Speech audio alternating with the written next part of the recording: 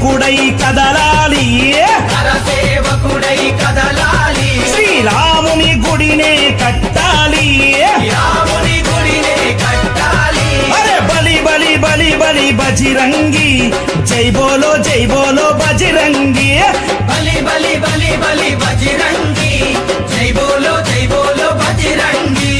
పుడితే మళ్ళీ పుడితే, అరే పుడితే పుట్టాలి హిందువుగా, పుడితే పుట్టాలి హిందువుగా, మన భారతదేశపు పౌరుడిగా.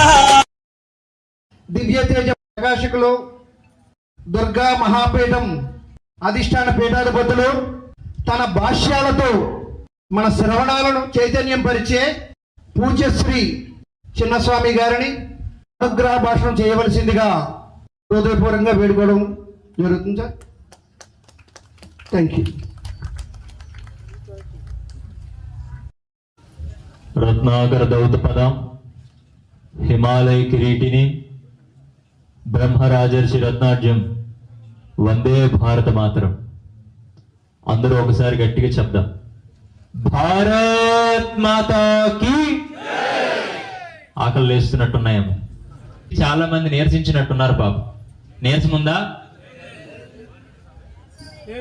ఒక్కసారి గట్టిగా చెప్దాం, భారత్ మాతాకి. ఇంకా పల్సుగా వస్తుంది. సాధారణంగా మనం గమనిస్తే ఇవాళ బ్రతుకు తెరువుల కోసం మనమంతా కూడా బాధ్యతలు చేస్తున్నప్పటికీ కూడా వ్యక్తిగతంగా కర్తవ్యాలు మర్చిపోయాం. కాబట్టి కర్తవ్యాన్ని గుర్తు చేయడానికి ఆర్ఎస్ఎస్ పుట్టి 100 సంవత్సరాలు పూర్తి చేసుకున్నటువంటి గొప్ప సందర్భంలో ఈరోజు చేసుకున్న కార్యక్రమంలో కూడా ఇంకా ఆకలి లేస్తున్నాయి, ఇంకా భోజనం కావాల్సి వస్తుందంటే ఎంత పరిశ్రమ కూడా మనం అర్థం చేసుకోవట్లేదు అని అర్థం. ఏ రోజు తినలేదు భోజనం చెప్పండి. సాధారణంగా మనిషి ఒక పూట తింటే సరిపోద్దని చెప్పారు. కానీ ఇవాళ ఉదయం 9 గంటలకు ఒక లోడు, 12 గంటలకు ఒకటి, రాత్రి తిన్నది కాక ఈ 12కి, ఆ 8కి, 9 మధ్యలో 6 గంటలకి పానీపూరి, మ్యాగీ, న్యూడిల్స్లు, అడ్డమాని కల్తీ ఫుడ్ అంతా తిని హెల్తీ పోగొట్టుకుంటూ చక్కగా తింటున్నాం. కానీ ఒక్క పూట 1 గంట అటు ఇటు అయితే ఇబ్బంది ఏమైనా ఉంటుందా అని మిమ్మల్ని అడుగుతున్నాను నేను. ఉంటుందా? ఒకవేళ ఇంక ఇన్ని చెప్పిన తర్వాత కూడా జై అండానికి నోరు రాకపోతే, ఇదే గాని ఒక రాజకీయ పార్టీ మీటింగ్ అయితే ఏం చేస్తారు? బట్టలు చింపేసుకుంటారు. ఇప్పటికి ఆఖరికి ఇదే కులం యొక్క సంఘం యొక్క కార్యక్రమం అనుకోండి, ఒళ్ళు మర్చిపోతారు, ఆఖరికి బుగ్గు పొరలేస్తారు అనమాట. ఒక మతం వారికి వారి దేశం పట్ల, ధర్మం పట్ల, వారి మతం పట్ల సర్వస్వ శరణాగతి ఉంది కాబట్టి వారు ప్రాణాలు తీసేస్తారు. వారి దేవుణ్ణి కానీ ఏదేనంటే కూడా యుద్ధాలు చేస్తారు, బాంబులు వేస్తారు. దానికి పేరు పవిత్ర యుద్ధం అని పెడతారు. ఎవరది? ఇస్లాం. ఇంకా వాళ్ళ నిబద్ధత ఎంత గొప్పదంటే చంపేటప్పుడు కూడా ప్యాంట్లు ఇప్పించి, ముస్లిం అయితే సుంతి చేయించుకుంటాడు కాబట్టి వీడు ముస్లిమా కాదా చెక్ చేసి మరీ చంపుతారు. అది ముస్లిం యొక్క దేశానికి, ధర్మానికి ఉండే గొప్పతనం. నిజమేనా? ఇంకో మతం ఉంది. ఏ మతం అది?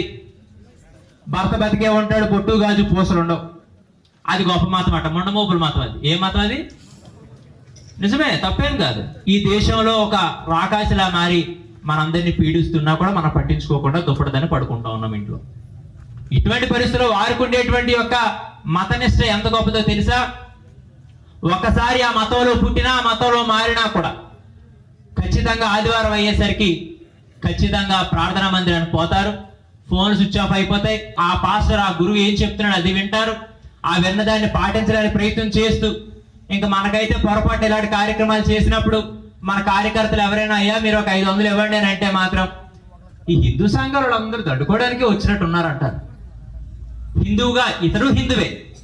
పొరపాటున ఒక ఆలయంలో ఒక అర్చకుడు ఒక మంచి కార్యక్రమం చేస్తే, అయ్యా కార్తీక మాసంలో ఒక మంచి కార్యక్రమం చేద్దాం అనుకున్నాం, మీరు ఒక 100 రూపాయలు ఇవ్వండి అని అంటే ఈ పంతులందరూ దండుకోవడమే పని కదా. కానీ పక్క మతస్థులకి ఎంత గొప్ప లక్షణమో తెలుసా? ఆదివారం వెళ్ళడం కాకుండా, పిలుపులు లేకుండా వెళ్తారు. ఇవాళ ఇక్కడికి వచ్చిన చాలా మంది పిలిస్తే కానీ రాలా, వాళ్ళకి పిలక్కర్లేదు, ఇక వెళ్తారు. ఇంకా మనమైతే నాలాటువంటి సైతం కూడా 10 మార్లు టైం చూశాను వేదిక మీద, కానీ వాళ్ళకి టైంతో కూడా సంబంధం లేదు. ఆఖరికి వెళ్ళిన తర్వాత చెప్పింది వింటారు. విన్న తర్వాత ఏం చేస్తారు? దర్శనం భాగం అట. ఏం భాగం అది? న్యూ పూర్ణ సెంటర్ లో ఒకసారి కార్యక్రమం కాస్త ఆలస్యంగా వెళ్లాల్సి వస్తుందని చెప్పి ఒక 10 నిమిషాలు వెయిట్ చేశా. ఆవాల ఒక పండు ముసలి కారు దగ్గరకు వచ్చి అయ్యా అయ్యా అంటా ఉంది. కారులో పక్కనేదో ఒక కాగితం ఏదో ఉండి తీస్తే ఆమె మెడలోనేమో ఎంత కొద్ది ఉంది. ఏంటది? అటు చెక్క నిలువు చెక్క రెండు కలుపుతుంది. ఏముంది? దానికి విలువే లేదు, అది సిలువ. అది పెట్టుకుంది. నేను అడిగాను, అమ్మా ఏంటమ్మా మెడలో ఉన్నానంటే ఆవిడ వృద్ధురాలే, కానీ ఆవిడ వృత్తి ఏంటి? యాచకురాలు. అటువంటి వ్యక్తి కూడా ఏం చెప్పిందో తెలుసా? దేవుడు నమ్ముకున్నాను స్వామి. ఎవరు నమ్ముకుందట?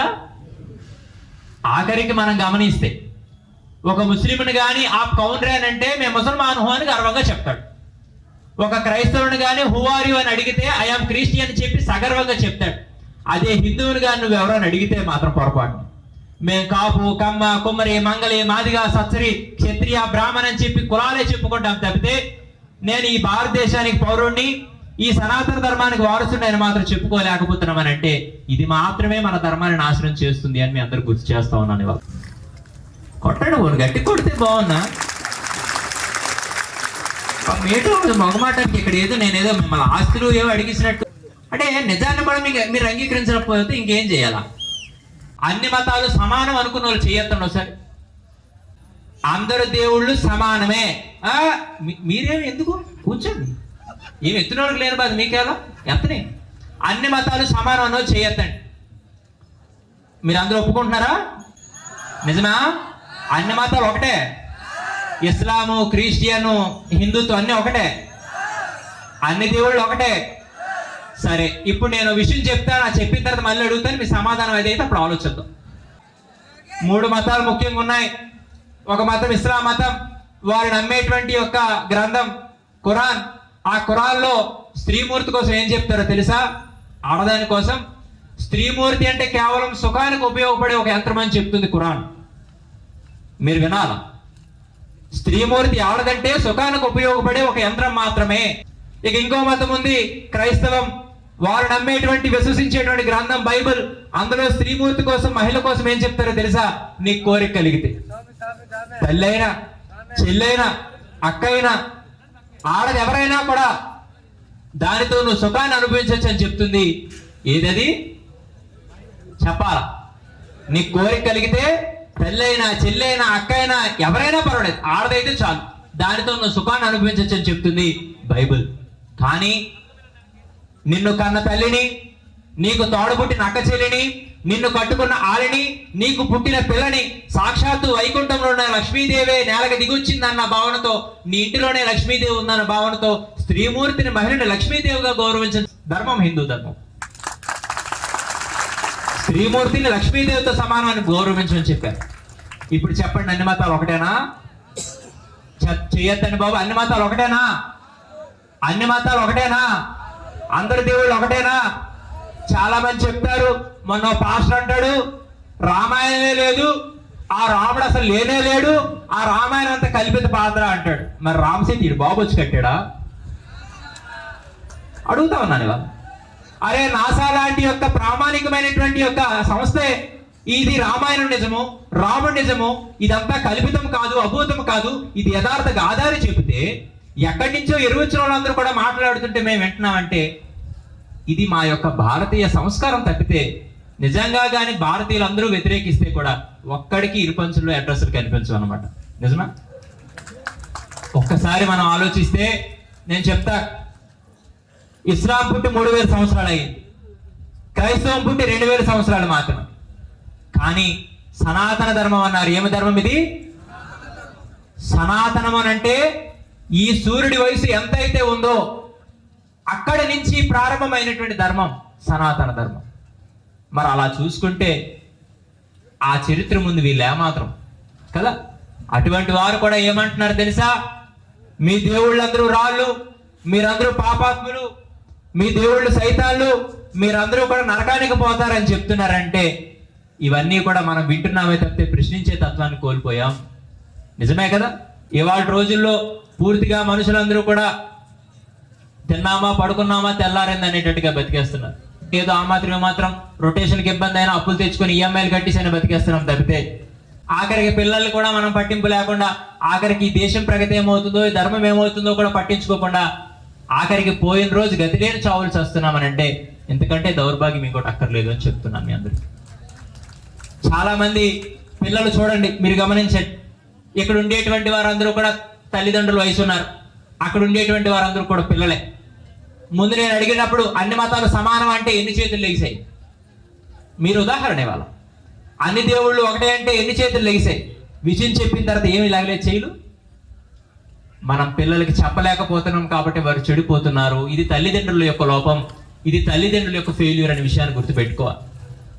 అందువల్ల చక్కగా ఈ రోజు రోజుకి కూడా మానవ మనుగడ అభివృద్ధి వైపు వెళ్తుంది అనుకుంటున్నాం, కానీ అదొక చెందిపోతుంది.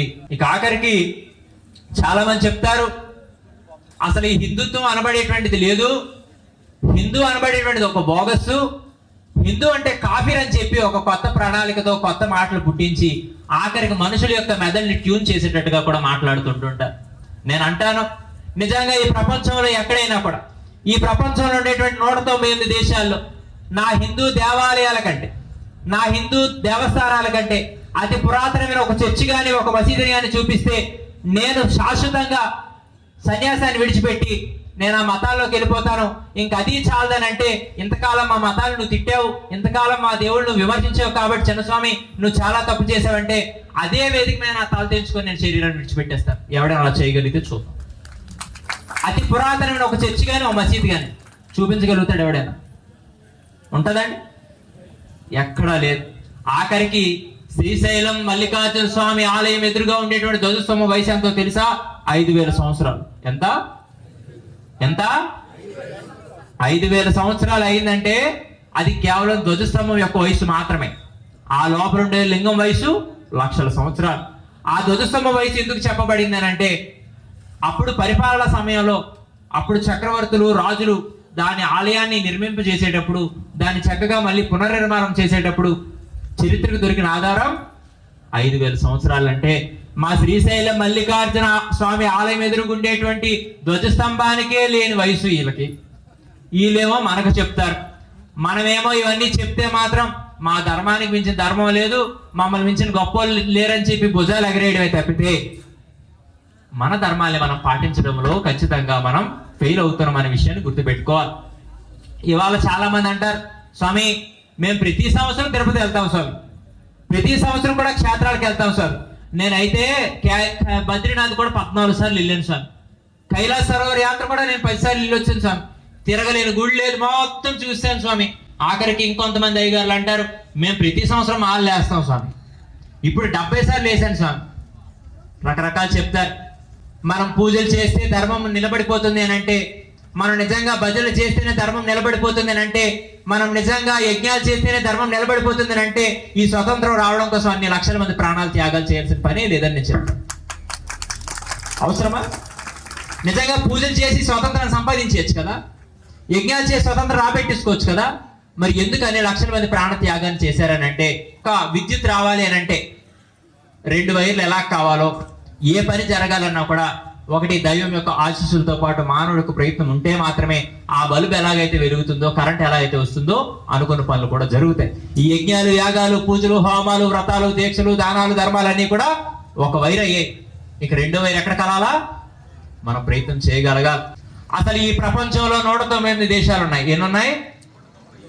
ఈ ప్రపంచంలో 198 దేశాల్లో 470 కోట్ల మంది ప్రజల్లో 6800 పైగా భాషల్లో 4000 పైగా మతాల్లో సర్వేజన సుఖనోభవంతు, లోకా సమస్త సుఖనోభవంతు, సమస్త జనులు సమస్త ప్రాణులు సుఖంగా శాంతిగా ఆనందంగా ఉండాలని కోరుకునే ధర్మం ఏకైక ధర్మం హిందూ ధర్మం మాత్రమే. అది కేవలం భారతీయ సంస్కృతి సాంప్రదాయం మాత్రమే. ఈ దేశం ఎంత గొప్పదో తెలుసా? కరోనా లాంటి కరువు కాటకాల సమయంలో కూడా నిజంగా ఇదే కరోనా కానీ అమెరికా ఒడికొస్తే మొత్తం అస్థిపంజరాలు మిగిలిన అక్కడ పల్లె ప్రాంతాల్లో రైతులు ప్రశాంతంగా, కరోనా అంటే కూడా వాళ్ళకి తెలియలేదు, అది ఏటి చేస్తుందిలే బాబు, ఏటవదు ఇలాంటి బోర్డు చూసామని చెప్పి అంత ఇబ్బంది, అంత క్రైసిస్ కరువుల సమయంలో కూడా చక్కగా రాత్రి వండుకున్న అన్నాన్ని ఉదయం నీళ్లు వేసుకొని అందులో పాలు వేసుకొని పెరుగు తోడు చొక్క వేసుకొని ఉల్లిపాయ మిరపకాయలు నంచుకొని ప్రశాంతంగా కాలం గడిపారు. ఆఖరి కింద సంవత్సరం పండినటువంటి మామిడికాయల్ని నిలవపచ్చడి పెట్టుకొని మరి ప్రశాంతంగా ఆవకాయ నూనె చొక్క వేసుకొని మరి ఆనందంగా తిన్నారు. ఆఖరికి అప్పడాలు ఒడియాలు లాంటి యొక్క పదార్థాలతో అసలు కరోనా కాదు కదా, కరోనా నిజంగా భగవంతుడి యొక్క కరుణ, కుటుంబం అంతా కలిసి కూర్చున్నాం, ఈ సంవత్సరం అంతా కూడా ఇంట్లో ఉన్నాం, ఆనందంగా గడిపేశామంటే ఇది భారతదేశం యొక్క గొప్పతనం. ఇక్కడ తినడానికి ఇబ్బంది లేదు. కరివేపాకు లేకపోతే ఏ కూర అవ్వదు, కానీ ఆ కరివేపాకు మాత్రం మనం తినం. నిజమేనా? కరివేపాకు లేకపోతే మా అమ్మ ఇంటి యొక్క గోడ దూకు మరి పక్కింట్లోకి వెళ్ళి దూసి తెచ్చేది, కానీ అది మాత్రం మనం తినం. ఏది అవసరమో మనకు తెలుస్తుంది, కానీ దాన్ని మనం స్వీకరించలేకపోతున్నాం. ఇది మాత్రమే మన తప్పిదం అంటున్నాను. కరివేపాకు లేకపోతే కూర రుచి రాదని తెలుసు. అంత ప్రాధాన్యత ఎందుకు ఉందంటే దాంట్లో ఏవో ప్రత్యేకమైన లక్షణాలు ఉన్నాయి కాబట్టి. అప్పుడు ఏం చేయాలా? దాన్ని మనం తినగలగాలి. కానీ మనం ఏం చేస్తున్నాం? పక్కన పెట్టేస్తున్నాం. అలాగే ధర్మం కూడా మనకు అవసరమని మనం తెలుసుకోగలుగుతున్నాం, కానీ కరివేపాకులాగా ధర్మాన్ని పక్కన పెట్టేస్తున్నాం. కాబట్టి రాత్రి ప్రశాంతంగా మనం నిద్ర చెందలేకపోతున్నాము. ఈ రోజు మనం ఇవన్నీ మర్చిపోతా ఉన్న పరిస్థితుల్లో విధర్మీయ శక్తులన్నీ కూడా ఒక వ్యూహాత్మకంగా యుద్ధ ప్రాతిపదికన గ్రామ గ్రామాన పనిచేస్తూ మన వీధుల్లోకి వస్తూ మన ఇంటి ముందుకు వస్తూ డప్పు కొడుతూ మా దేవుడు ఎంతోడు, మా దేవుడు అంతోడు, వాళ్ళంతా ఇల్లంతా అని చెప్తుంటుంటారు. నేను చెప్తాను, ఎక్కువ మనకి ప్రభావం మన ప్రాంతాల్లో ఉన్నది క్రైస్తవం. ఈ క్రైస్తవులు అందరూ ఏం చెప్తారనంటే దేవుడు పాపులందరినీ కాపాడడం కోసం, పాపులందరూ రక్షించడం కోసం సిలువెక్కాడట. ఆ సిలువెక్కింది కూడా అతను అక్కడే ఎక్కలేదు. ఇవాళ ఎలాగైతే తప్పు చేస్తే ఉరిశిక్ష ఉందో, ఆ ముందు ఎన్కౌంటర్ ఎలా ఉందో, ఆ ముందు శిరచ్ఛేదం తల తెగనడం ఎలా ఉందో, అప్పటి రోమ్ రాజ్యం పరిపాలనలో ఎవడు తప్పు చేసినా వాడికి వేసే శిక్ష ఏది? సిలువే. ఇతనికంటే 21 మంది ముందు సిలువెక్కారు. వాళ్ళు గొప్పలని చెప్తారా? నేను అందుకే చెప్తాను, చేతికో 2 మేకులు కాలుకో 2 మేకులు వేసుకున్నాడే గొప్పోడనంటే, ఒంటి నిండా కూడా బాణం పొరలు గుచ్చుకున్నా కూడా విష్ణు సహస్రనామాన్ని గొక్క తిప్పకుండా ప్రాణం పోయినందుకు చెప్పిన భీష్మ పితామహుడు కంటే గొప్పోడా ఈ క్రైస్తవుడు అంటున్నాను. నిజమేనా? 4 మేకులకే తట్టుకోలేక ఏలి ఏలి లామా సబక్తిని అన్నాడంట. ఏలి ఏలి లామా సబక్తిని అంటే, ఓ దేవా నీ భక్తుడిని అయిన నన్ను ఏల చేజారు విడిచింది అని చెప్పి దేవుడు అన్నాడట. మరి దేవుడైతే మరి ఇంకెవడిని ఎందుకు అడిగాడు? అటువంటిది ఒంటి నిండా కూడా బాణం పొరలు గుచ్చుకున్నా కూడా అంపశ అయిపోయిన పడుకొని ఆఖరికి ఎలాగో పోతారని తెలుసు, చేసిన పాతకాలన్నీ కూడా హరించిపోవాలని అంటే ఖచ్చితంగా ఈ విష్ణు యొక్క సహస్రనామాన్ని చెప్తే ఈ పాపమంతా పోతుంది అని చెప్పి ఆ రక్తం చివరి యొక్క చుక్క నేలలో కలిసినంత వరకు కూడా విష్ణు సహస్రనామం చెప్పినటువంటి భీష్మ పితామహుడు పుట్టిన నేల మీద మనం ఇంకా బ్రతుకుతున్నామంటే ఇది అదృష్టం అన్నమాట. రెడ్ ఇండియన్స్ అని ఒక జాతి ఉంది, అది కొండ జాతి తెగల్లో ఒక జాతి. దాని యొక్క పెద్ద చీఫ్ షెటిల్ అనేవాడు ఉండేవాడు, ఒక ఆయన పెద్ద ఆయన చెప్పాడు, ఎప్పుడైతే ఈ నేల మీద ఉమ్ము వేయడాన్ని మనిషి మానేస్తాడో అప్పుడు మాత్రమే తన యొక్క జాతిని తన యొక్క దేశాన్ని గౌరవించినట్టు అని చెప్పాడు. ఏం చెప్పాడు? ఈరోజు చేస్తారా వాటి పని ఎవరైనా? ఎప్పుడైతే తన నేల మీద తన ఉమ్ము వేయడం మానేస్తాడో అప్పుడు దేశాన్ని గౌరవించినట్టు అన్నాడు. బ్రతుకున్నంత కాలం కూడా ఈ యొక్క కులం వాడు తక్కువ, ఈ కులం వాడు ఎక్కువ అని మనం అనుకుంటే కూడా చచ్చిన తర్వాత ఏ కులం వాడు సహకరించకపోయినా కూడా మన కాష్టాన్ని మన శరీరం వెళ్ళడం కూడా కష్టం అనే విషయాన్ని గుర్తుపెట్టుకొని సమరసతతో సమానతో భావంతో బ్రతకడానికి ఇది ఒక అంకురార్పణగా మారాలని చెప్పి సమరసత అని ఒక వ్యవస్థ మనకి ఏర్పాటు చేశారు పెద్దలు. ఇక ఆఖరికి ఆర్ఎస్ఎస్, విశ్వ హిందూ పరిషత్తు, ఈ బజరంగ్ దళ్, అలాగే ఈ సమరసత ఇటువంటి వ్యవస్థలన్నీ కూడా భరతమాత యొక్క ముద్దు బిడ్డలు అనమాట. ఎవరివి? భరతమాత యొక్క మానస సంజాతం, తన యొక్క మనసు నుంచి పుట్టినటువంటి యొక్క గొప్ప వ్యవస్థ. నిజంగా ఈ రోజు ఈ యొక్క రాముడి యొక్క పుట్టిన నేలలో ఇది రాముడికి సంబంధించింది కాదు మాది అని చెప్పి అక్కడ బాబ్రీ మసీద్ నిర్వహిస్తే ఆఖరి కొన్ని వందల సంవత్సరాల పోరాటం తర్వాత ఈ రోజు ప్రపంచ వ్యాప్తంగా కూడా ఈ రోజు రాముడిని మళ్ళీ గుర్తు చేసుకొని రాముడిని కీర్తించే పరిస్థితి వచ్చింది. ఈ రోజు అయోధ్యలో సైతం కూడా భవ్యమైనటువంటి శ్రీరామ మందిరం నిర్మాణం అయిందంటే దానికి మూలమైన కారణం ఆర్ఎస్ఎస్, విశ్వ హిందూ పరిషత్ అనే విషయాలు మనం గుర్తుపెట్టుకోవాలి. నేను అందుకే ఒక ఆలోచన పడ్డాను, ప్రపంచ పటంలో భారతదేశానికి గుర్తింపు ఏది ఉంది? తాజ్ మహల్ అట. ఏ మహల్ అది? ఎవడో రాజట, ఆవిడ బారిపోయిందంట, బారిపోయిన తర్వాత అందులో పాతి పెట్టాడంట, పాతి పెట్టి తెల్లని భవంతోడు కడితే దాన్నేమో మనమేమో ప్రేమకు నిలయం అని చెప్పి దాన్ని మన ప్రపంచ పటంలో భారతదేశానికి గుర్తు ఇదని చెప్తున్నాం.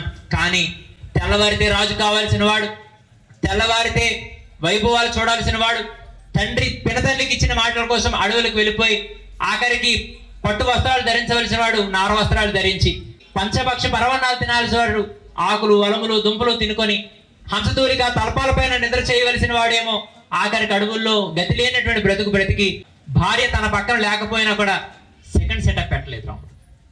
నిజమే కదా? అంటే మనిషి జీవితంలో గొప్పలతో బతకడం కాదు, గొప్పగా బ్రతకడమే అని నిరూపించినటువంటి మహోన్నతుడు, ఆదర్శ పురుషుడు, సద్గుణశీలి శ్రీరామచంద్రుడు. కాబట్టే ఆ శ్రీరాముడు పుట్టినటువంటి నేలలో ఉండేటువంటి అయోధ్య శ్రీరామ మందిరం మాత్రమే ప్రేమకు నిలయమని ప్రపంచ పటంలో ఆ తాజ్మహల్ అనే దరిద్రాన్ని తీసి మా అయోధ్య రామ మందిరం పెట్టాలి అని నేను చెప్తాను. శబ్దం ఒకసారి గట్టిగా, జై శ్రీరామ్. ఈరోజు భారతదేశంలో పుట్టడమే నిజమైన అదృష్టం. ఈ దేశంలో పుట్టినామంటే మనంతా కూడా దైవాంశ సంభూతులమని గుర్తించుకోవాలి. ఆ విషయాలు పై దేశాలకు తెలిసాయి కాబట్టే ఇవాళ వారందరూ మన దేశానికి వస్తున్నారు. మన కట్టు బొట్టు జుట్టు ఆచార వ్యవహారాలు విధి విధానాలని పాటిస్తూ ఆఖరికి పై దేశాల్లో చర్చిలు మూతలు పడిపోయి గణపతి ఉత్సవాలు నిర్వహిస్తున్నారు, దేవీ నవరాత్రులు నిర్వహిస్తున్నారు, నరసింహస్వామి ఆలయాలు కూడా ప్రారంభం అవుతున్నాయంటే కొన్ని రోజులకి వీళ్ళందరి గతి ఏంటి? హిందూ ధర్మే. మన గతి ఏంటి? మన పరిస్థితి ఏంటి? వాళ్ళు తెలుసుకుంటున్నారు, ధర్మాన్ని పాటిస్తున్నారు కాబట్టి వారు ప్రశాంతంగా నిబ్బరంగా ధైర్యంగా హిందువులుగా బతుకుతారు. మనం చెప్పుకోవడానికి బొట్లు పెట్టుకుంటున్నాం భక్తులు, కానీ ధైర్యంగా ధర్మం కోసం నిలబడలేకపోతున్నాం. కాబట్టి మనమేమవుతాం?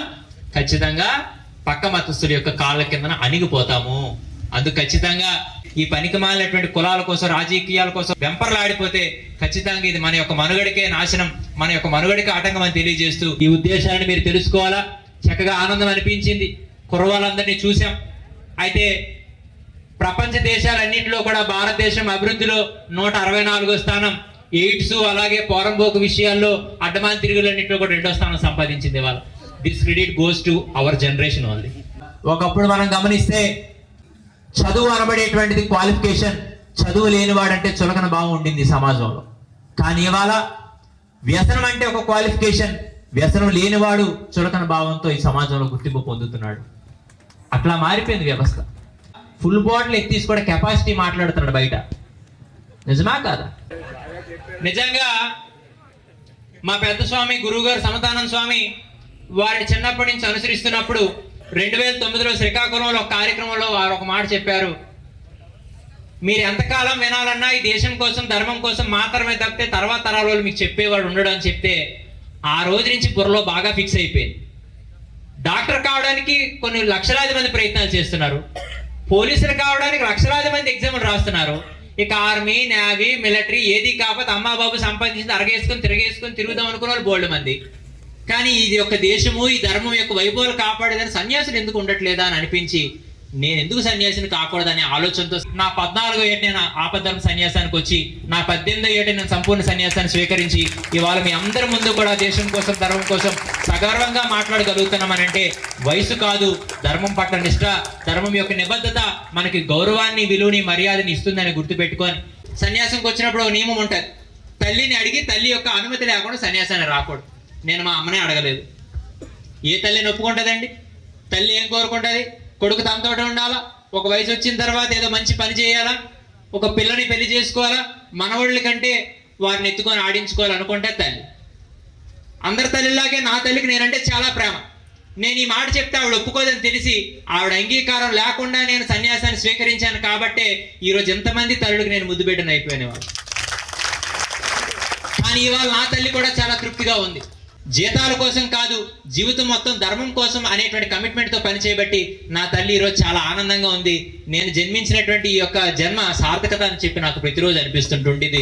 ఇలా మీ అందరితో కలిసిన ప్రతి సందర్భం కూడా నాకు ఒక కొత్త అధ్యాయం అనిపిస్తుంటుంది. ఈ రోజు నా జీవితం ముగిసిపోయినా కూడా చాలు, నాకేం అక్కర్లా. ఎందుకనంటే రేపన్న రోజు ఏ పని లేకుండా పీఠంలో ఖాళీగా కూర్చుంటే ఆ రోజు నా శరీరం పోతే నేను వెళ్ళిపోయిన తర్వాత చెప్పుకునేదానికి కారణమే మంచిది లేదు.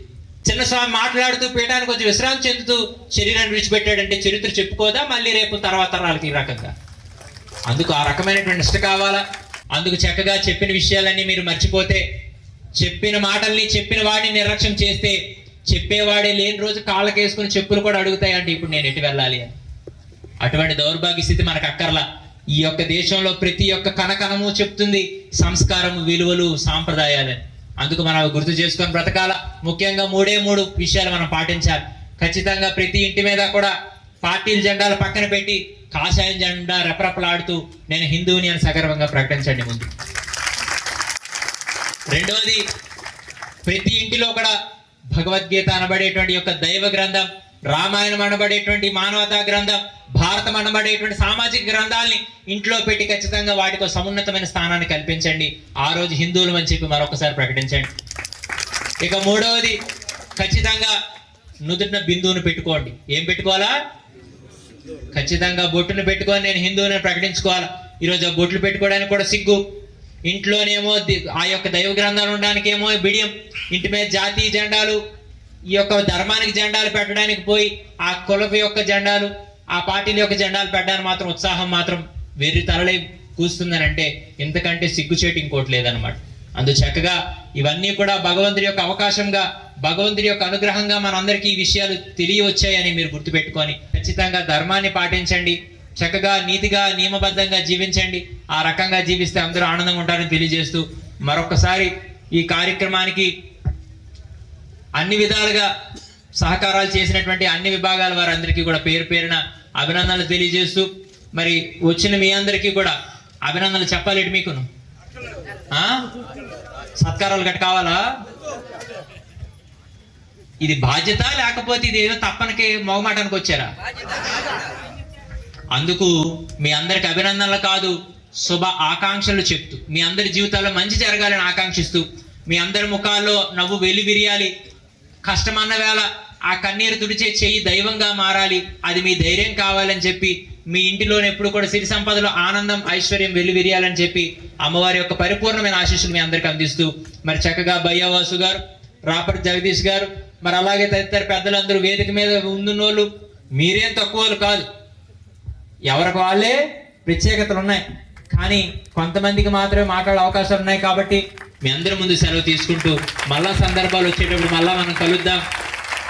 అంతవరకు కూడా భారతీయులుగా, హిందువులుగా మనం జీవించాలని చెప్పి మరొకసారి తెలియజేస్తూ, ఇప్పుడు చెప్పండి, భారతీయులు ఎంతమంది ఉన్నారు చేయొద్దండి. ఇప్పుడు చెప్పండి, భారత్ మాతా కీ.